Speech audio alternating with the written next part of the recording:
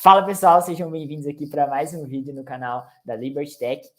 Hoje a gente vai falar aqui sobre OKRs, né, ou OKRs, com um convidado muito especial que é o Felipe Faraoni. Ele é Head de Planejamento e é responsável por essa parte de gerenciamento de projeto na Brasil Paralelo. Bom, antes de eu chamar ele aqui então, eu gostaria de pedir que você já deixasse um like aqui no vídeo, já se inscrevesse no nosso canal e também entrasse na nossa comunidade no Telegram. Eu vou deixar tudo aqui na descrição. E, bom, chega de enrolação, vou chamar aqui o Faraoni.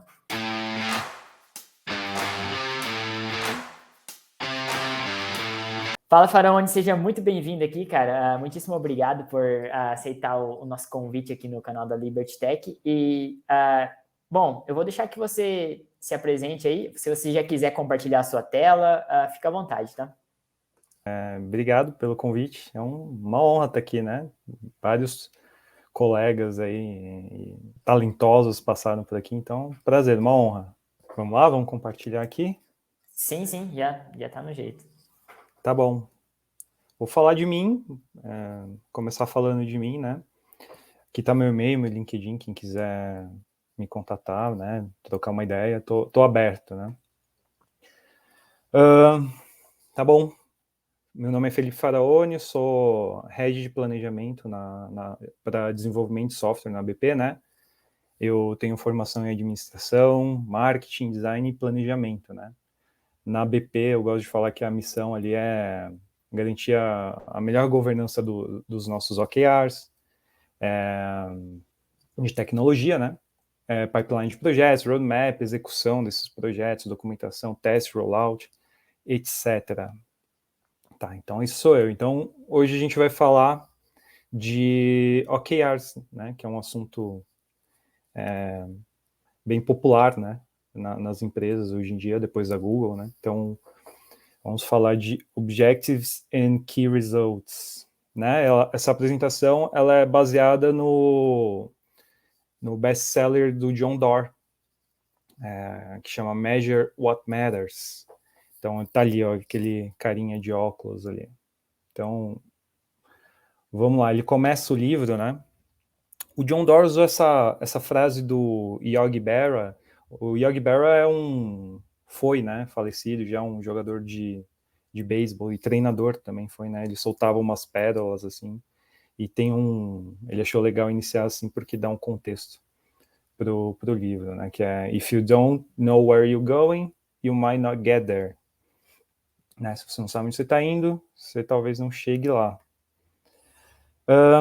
Vamos começar aqui. Ele começa o livro falando sobre como, o John Doerr, né? Sobre como ele apresentou o método para Google, que foi na Google que, né, se popularizou para o mundo todo, assim, né? Então, ele começa falando como foi esse encontro, né?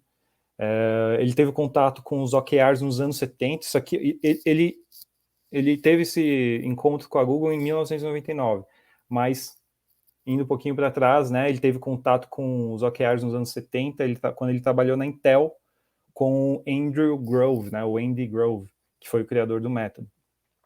Anos depois, né, desse contato com Andy Grove, trabalhando numa empresa que chamava Kleiner Perkins, que era uma empresa de capital de risco especializada em investir em startup, né, em empresas que estavam começando ali, né? Ele difundia essa metodologia para as empresas do portfólio da Kleiner, né?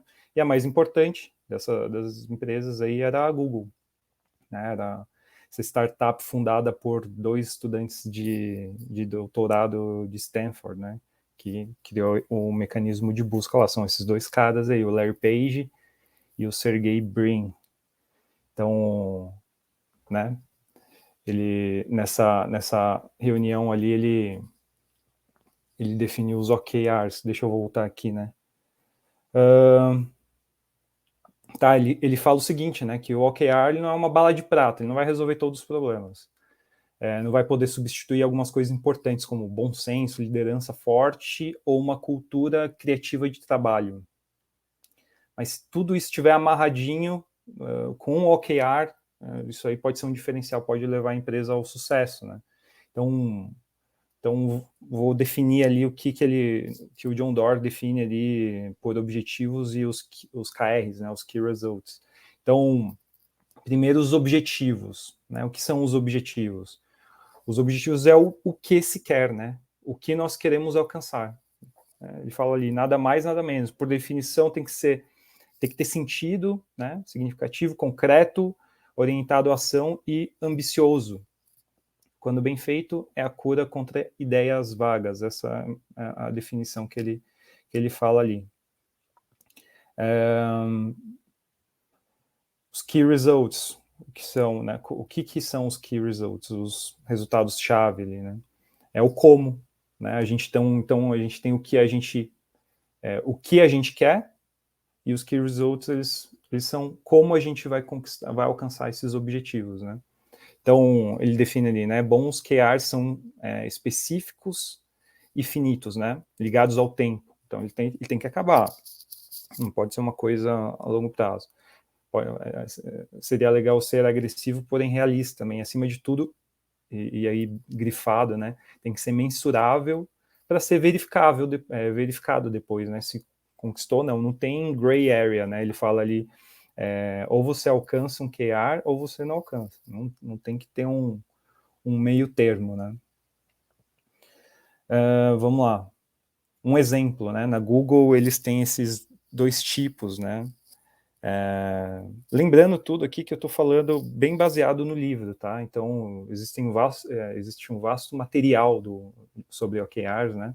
E não tem receita de bolo, né? Cada um ali aplica de acordo com o contexto. Mas na Google eles têm esses dois tipos, assim, né? O que eles chamam de realista e os ambiciosos, né? O stretched. Então o realista tem um exemplo ali, né? O objetivo realista, expandir para o mercado dos Estados Unidos, né? Aí você já vê o ambicioso, conquistar todo o mercado dos Estados Unidos. Você vê que tem uma diferença ali de ambição, né? Vou falar sobre o lado negro dos objetivos, né? Tipo,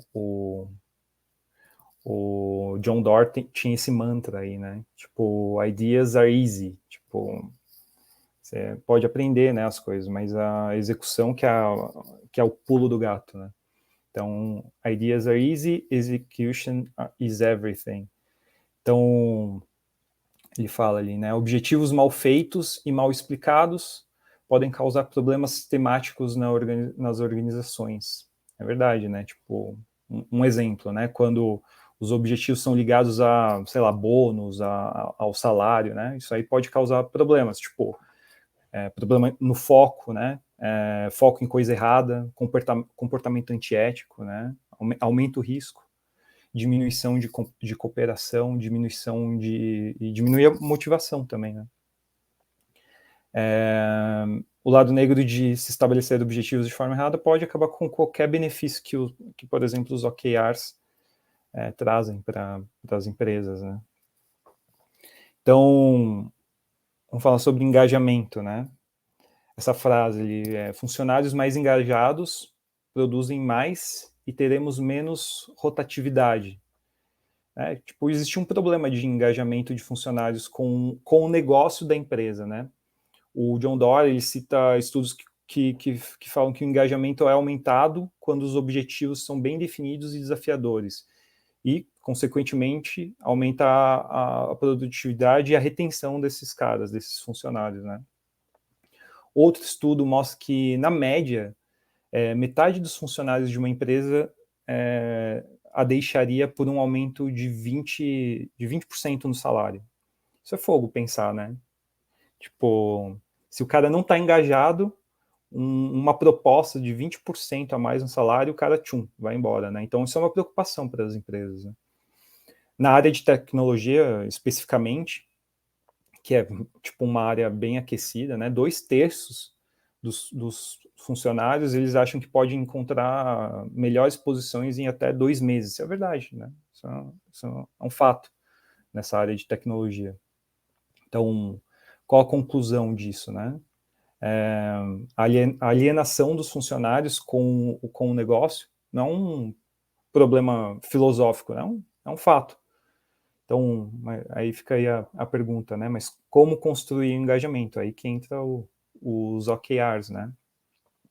Então, essa é uma intro, né, de como o John Doerr chegou ali na Google em 1999. Então, ele chegou ali, ele trabalhou com Andy Grove, né? Então, mas como que a ideia foi se desenvolvendo até chegar ali no John Doerr, que disseminou ali para a Google, né? Esse cara aí foi o criador dos OKRs, né?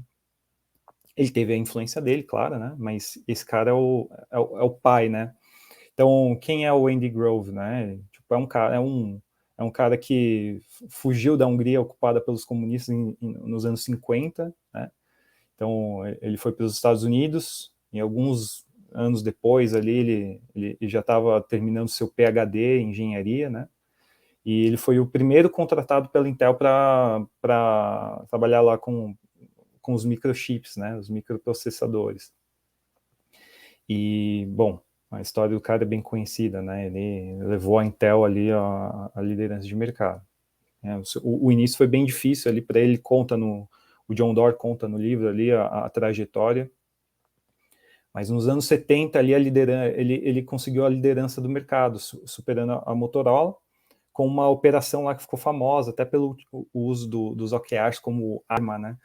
Então, chamado Operation Crush, né? E, enfim, o cara, né, virou lenda aí na indústria, né? Então, em 97 até a Time, hoje em dia a Times a Time é meio duvidosa, mas ali naquela época ali eles nomearam ele como Homem do Ano, né? Mas no que eles, como ele foi influenciado, né? Como ele chegou nesses OKRs, né? Então eu fiz aqui uma timeline, né? Reduzida e resumida, claro, mas esse é o desenho mais ou menos. Começou ali com o Ford Taylor, né? E aí eu coloquei uma ressalvinha ali dessa Mary Parker Follett. E aí em 1950 tem o Peter Drucker, que foi o cara no qual ele se inspirou mais ali, mas sem o Ford Taylor não teria Peter Drucker e nem Andy Grove, né? Então vamos contar essa história aqui. Bom, Ford Taylor são bem conhecidos, né? Foram os primeiros a tipo, extrair sistematicamente dados de produtividade dos funcionários para tentar conseguir mais produtividade deles, né? Então, a ideia mais ou menos deles, assim, tipo, resumidamente, consistia em descobrir o que se queria, né, a empresa, e depois certificar que a galera, que os funcionários fizessem da forma mais rápida e mais barata. Top-down mesmo, né? Então, na época, já tinha algumas ideias, que é da Mary Parker Follett, que se assemelhavam mais com essas ideias modernas, né, que defendiam um poder compartilhado e tomada de decisão colaborativa entre managers e empregados, para trazer melhores soluções para o negócio. Ela não era muito, não teve grande repercussão na época, né? Então, onde o Taylor e o Ford viam hierarquia, a Follett via networking, né? Beleza. Aí, 50 anos depois veio esse cara, né? O Drucker, que era um intelectual, um professor, jornalista, historiador, tem material pra caramba, assim, escrito, né? Um cara, do ponto de vista intelectual, o cara era bom mesmo. Então esse cara, com o livro dele ali, como chama? Management by Objectives, ele acabou ali com boa parte da linha do Taylor e do Ford, né? Ele criou um método orientado a resultados, porém com um lado humanista, né? Digamos assim. Abro aspas ali para ele. Uma empresa deve ser sempre uma comunidade construída pelo respeito aos trabalhadores e não apenas uma máquina de fazer dinheiro. Meio estranha essa frase, mas... E ele escreveu isso nesse livro chamado Gestão por Objetivos, que é os MBOs, né? De onde veio os OKRs, já vou falar mais na frente, mas chamado Management by Objectives, isso é o significado de MBO. Então, as MBOs que eu vou falar, vou dar mais detalhes à frente, mas foi a fundação para o Andy Grove, foi o gênesis ali para o Andy Grove fazer os OKRs, que a gente conhece hoje por OKRs. Aí chegamos ali no Andy Grove nos anos 70, né? Fugiu da Hungria, foi para os Estados Unidos, PhD, foi lá para a Intel. Então, nos anos 70, ali naquele contexto, ali, todas as empresas já utilizavam as MBOs do Drucker. Então, tipo, cara, aumentou pra caramba a produtividade. Ali no livro ele fala de um aumento tipo de 56% na produtividade em relação aos métodos anteriores, né? E tipo, quando aplicado mais de forma comprometida, e uns 6% mais largado, né? Mas tipo, já era um ganho legal. Mas, tipo, eventualmente as limitações dessas MBOs foram ficando mais evidentes, né? Em muitas empresas os objetivos eram planejados de forma centralizada, isso é um ponto-chave, né? Às vezes ficavam estagnados por falta de atualização e presos em silos obscuros ou reduzidos a KPIs, né? Ele fala um negócio legal aqui, né? Números sem alma ou contexto, ou pior deles, né? Ficavam ligados a salários ou bônus. Foi o que eu falei ali, né? O lado negro dos objetivos. Se tomar risco é penalizado, por exemplo, se está ligado ao bônus, ao salário, tipo, o cara não vai tomar risco, né? Então, assim, se tomar risco é penalizado por, tipo, corte de bônus, salário, etc. Então, por que tomá-los? Então, isso fazia mal pro objetivo, para alcançar o objetivo, né? Então, lá na Intel, o Andy Grove ele deixava essa política de lado para tomar as decisões coletivas com os seus funcionários, né? Tipo, aqui no Brasil chama AKA, tipo, peões, né? Tipo, os frontliners. Então, marcando ali esse shift, essa mudança do método do Drucker para o dele, né? Ele apelidou o método dele, o Andy Grove cunhou o nome dele de IMBO, né? De Intel. Então, a ideia dele era Intel Management by Objectives, porque ele tinha alguma coisinha diferente. O que era o diferente? Né? Aí tá o lance todo, né? Na prática, era bem diferente das MBOs de Drucker. Grove nunca mencionava os objetivos, olha só, ele nunca citava os objetivos sem estarem ligados ao Key Results, ou seja, ele nunca citava o que ele queria sem estar ligado ao como ele ia alcançar o que ele queria, né? Então, os Key Results, termo que ele próprio cunhou, né? Então ficou mais tarde, ele chamava de IMBO, mas era já o que chamamos hoje de OKR, né? Então, qual que é a diferença entre as MBOs e os IMBOs, né? Então, MBO seria o que hoje seria apenas o que queremos, né? Eram anuais, eram privadas, né? Tipo, o cara fazia lá, a empresa não tinha visibilidade, ninguém tinha visibilidade daquilo. Era top-down, né? Os caras, os gerentes, os seniors, os CEOs, era top-down, não tinha ligação com o pessoal, com os frontliners, né? Estavam ligados à compensação financeira e não eram aversos a risco, né? Os AMBOs do Grove era sobre o que queremos, mas como podemos alcançar, né? Que é os objetivos que os outros que a gente conhece hoje. Eram trimestrais ou mensais, eram públicos e transparentes, né? Da empresa toda, qualquer um, né? Pedro, eu, Faraone, ou qualquer um conseguia acessar, era transparente, assim, os objetivos que results para a empresa toda. Eram bottom-up, né? Tipo, eram feitos, tipo, tinha os objetivos estratégicos, mas aí tinha quem fazia o como eram os frontliners, né? Então tinha esse engajamento que a gente conversou ali, que é tão importante para aumentar a produtividade e reter as pessoas, né? Então, e eram divorciados de compensação. Isso aí é muito importante. Não pode ser, não pode ter bônus, salário junto com OKR. Então eram agressivos e ambiciosos também, né? Tá bom, esse foi o contexto histórico ali de como o Andy Grove chegou nos OKRs. Então a gente fecha o ciclo, né? Ford, Taylor, daí foi lá o Drucker, o Andy Grove na Intel, que teve contato com o John Doerr, que chegou na Google, apresentou para a Google e aí explodiu, ficou mundialmente famoso, a maioria das empresas aí utilizam os OKRs. Daí o John Doerr fala que existem 4 superpoderes na aplicação do método, né? Então são esses aí, ó: foco e compromisso com as prioridades, alinhamento e conexão em prol do trabalho em equipe, acompanhamento e accountability, né? Que a gente chama eu não gosto do termo, né? Tipo, em português, eu acho que não tem uma tradução muito boa para accountability, né? E o esforço, o quarto ali, o esforço pelo surpreendente. Então vamos começar com esse primeiro aí: foco e compromisso com as prioridades.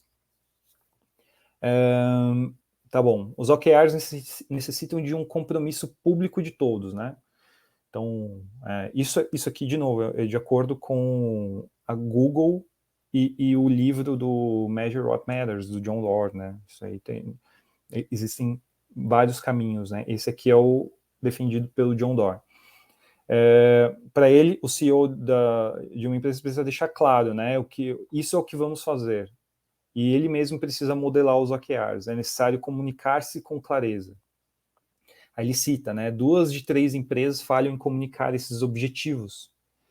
Isso nos Estados Unidos, olha, tipo, 2 de 3 empresas falham em comunicar esses objetivos. Isso nos Estados Unidos. Então imagina como deve ser no Brasil, bem mais, né?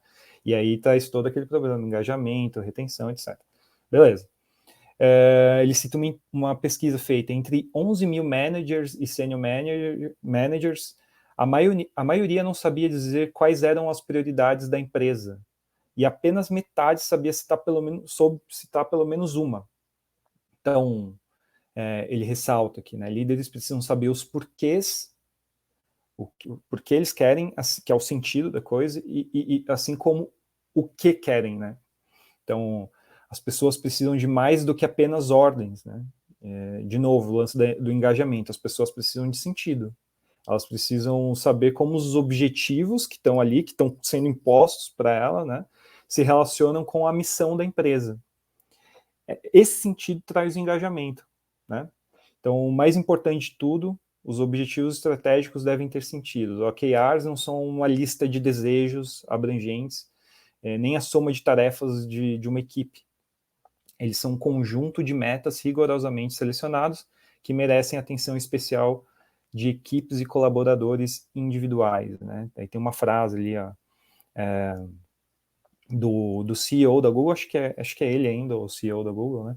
É provável que gastemos horas pensando em uma única linha de OKR, tudo para garantir que estamos focados em fazer algo melhor para o usuário, né? Tipo, é difícil fazer OKR, tipo, tem que pensar bem, sabe? Então, olha aí o CEO da Google falando. Ao manter-se firme e apoiando os OKRs de qualidade, isso é importante, né?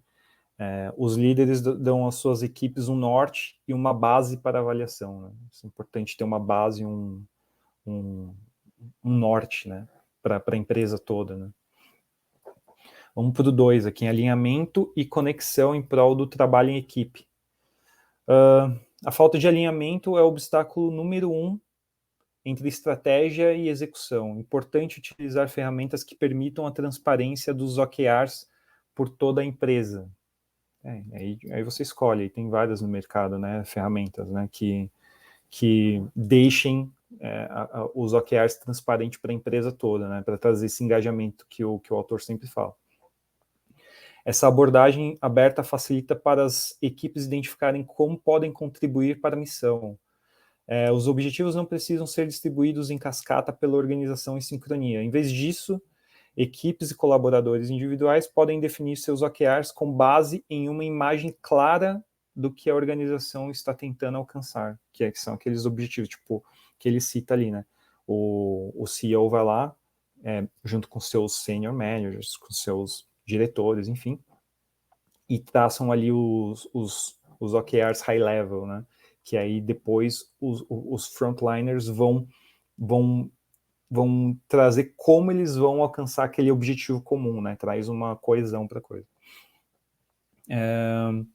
Aí tem a frase ali do Steve Jobs, que ninguém conhece, né?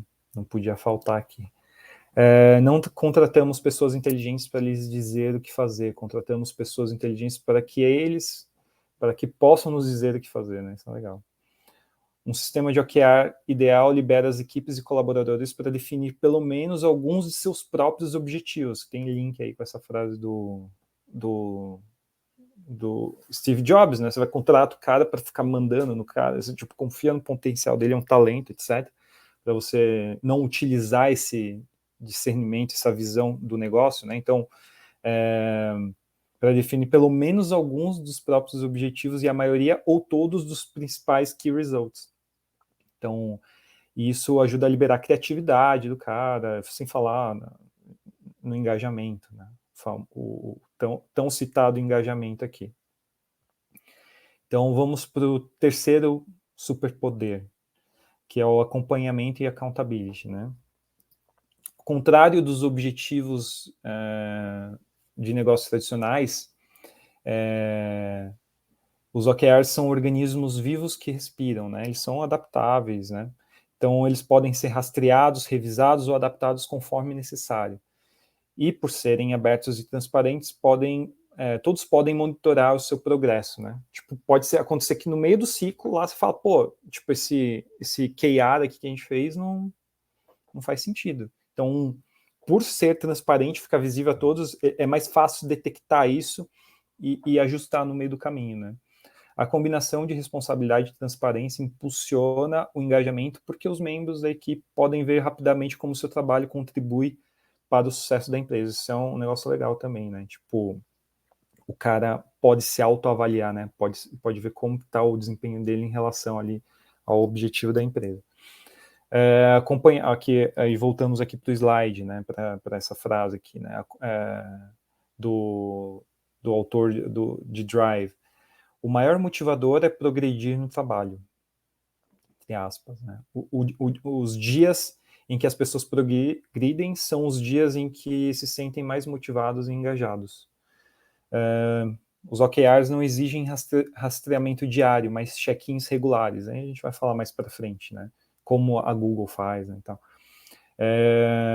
que são essenciais para evitar as patinadas, né? Um ajuste de curso. Para obter melhores resultados, os OKRs são examinados várias vezes por trimestre, né? Pelos colaboradores, pelos frontliners, ali, seus managers, gerentes. O progresso é relatado e os obstáculos são identificados e os principais resultados são refinados. Isso é legal do OKR. Quarto superpoder, segundo o John Doerr. O esforço pelo surpreendente. Não gosto muito dessa adaptação, dessa tradução, mas ele fala como que é stretch for amazing, que é tipo ser ambicioso mesmo, sabe? Então ali, ó, quando as metas ambiciosas são escolhidas com sabedoria, a recompensa pode ser significativa. Na Google, os caras colocavam assim, tipo, umas coisas absurdas, assim, bem ambiciosas, e os caras bateram, né? Conseguiram. Então, metas conservadoras acabam com inovação. As equipes devem ser livres para definir alguns objetivos ambiciosos. Com isso em mente, a Google divide seus OKRs em duas categorias, como eu já falei ali, né? As realistas e as ambiciosas. Né? Eles chamam de stretched. A tradução esticadas não cai bem, então são ambiciosas. Né?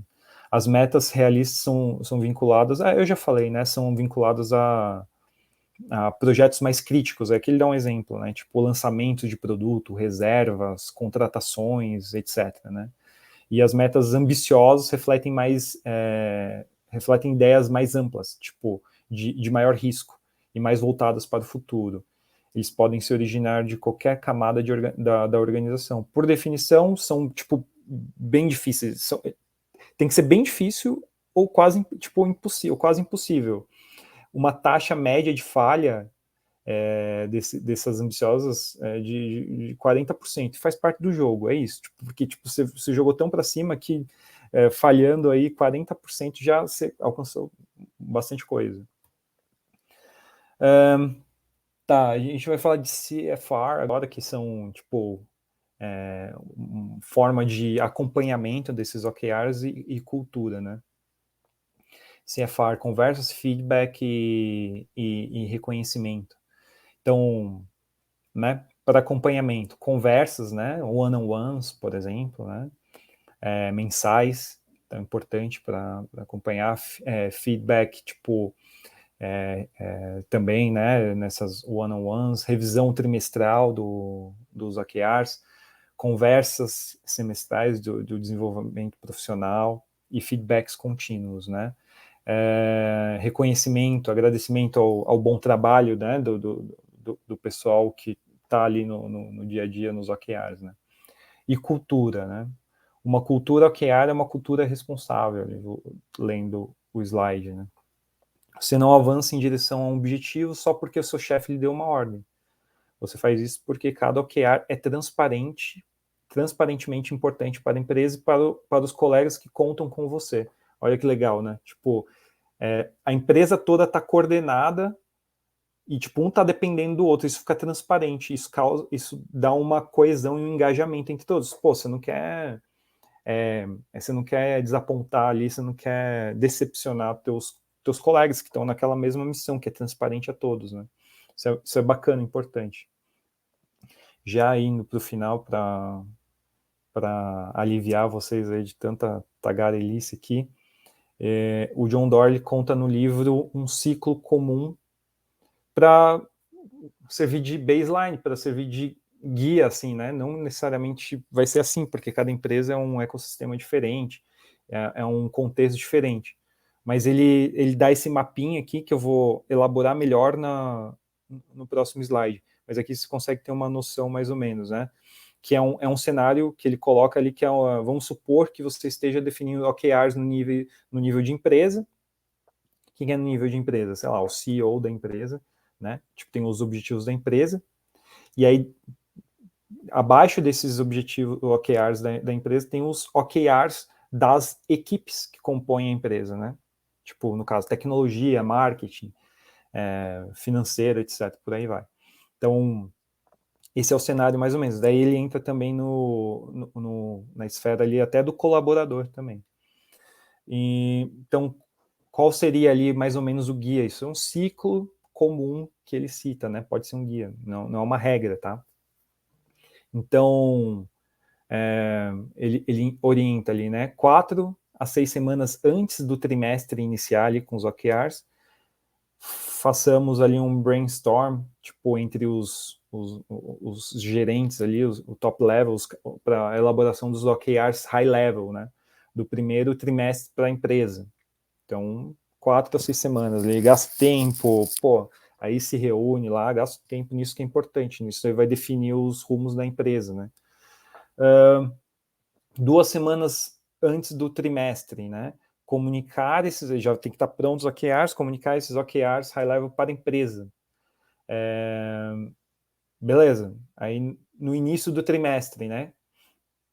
Já estamos ali no início do trimestre. Comunicar, aí você já vai ter que fazer os OKRs dos times, né? Então você já vai, nesse ponto, no início do trimestre, já temos que ter, então, os OKRs do high level, temos que ter ali, temos que ter comunicado para a empresa toda, e os times ali já tem que ter também todos os OKRs prontos, né? E número 4 ali, uma semana após o início do trimestre, compartilhar os OKRs feitos pelos colaboradores, os OKRs pessoais, né? Aí passo o quinto ali, ao longo do trimestre, né? Os funcionários acompanham o progresso e fazem follow-ups, que é aquele CFR lá que eu contei no slide anterior lá. Acompanhamento, one-on-ones, etc. É muito importante se acompanhar, bater, né? Tipo, tem que falar bastante. Ele usa uma frase lá, né? Tipo, quando você começar a cansar de falar, as pessoas começarão a entender. Então, a gente vai ter que ter esse acompanhamento, né? E passo 6, ali perto do final do trimestre, os colaboradores refletem e pontuam os OKRs do primeiro trimestre. É tipo um pós-mortem, né? Dissecam, na Google eles fazem isso. Eles dissecam os executivos ali no ano, depois no final, eles dissecam o que deu errado, fazem ver o que deu errado, o que pode melhorar, etc. e tal. Então é importante também acompanhamento e depois saber o que errou para fazer melhor no próximo ciclo. Chegando aqui no final, então tá, os OKRs são flexíveis, né? Então eu me baseei ali na visão de OKRs do John Doerr, autor do livro ali do Measure What Matters, do qual foi baseada essa apresentação. Então, eles são flexíveis, tá? Tipo, dependendo do contexto, eles podem ser testados de diferentes maneiras. Existe um direcionamento, como, por exemplo, o direcionamento do John Doerr, tem outros materiais também. É uma receita de bolo, né? Você vai ter que adaptar para a tua empresa. E aí ele cita isso que eu acho legal, né? Onde os OKRs se enraizam, eles trazem consigo senioridade. Managers se tornam coaches, mentores e arquitetos. Ações e dados falam mais alto que palavras. Daí ele faz essa pergunta, né? Se funcionou na Google e tipo, tantas outras empresas aqui, então eu não ia colocar a lista assim, das grandes empresas aqui para não ficar maçante, né? Mas então, se funciona para as empresas, por que não funcionaria para você? E é isso. Mais ou menos isso. Faraone, muitíssimo obrigado, cara, por trazer essa talk aqui. Faz tempo que eu estou tentando convencer você para vir aqui na Liberty Tech, né? Eu sei que você é um cara muito atarefado, mas muito obrigado, cara. Se você quiser deixar um recado final pro pessoal aí, pessoal, eu vou deixar os contatos do Faraone aqui na descrição do vídeo. Vou deixar o LinkedIn, ele deixou no primeiro slide lá, mas eu vou colocar aqui na descrição, LinkedIn, Instagram, não sei, mas eu vou deixar aqui, tá bom? Se você quiser deixar um recado final pro pessoal, Faraone. Agradecer a atenção, né? Um assunto pode ser um pouquinho maçante, né? Mas agradecer aí pela galera que assistiu, que vai assistir, que vai ficar lá no canal, né? E perfeito. Obrigado por me receber. Espero voltar no futuro aí com outros temas. Com certeza. Valeu. Valeu.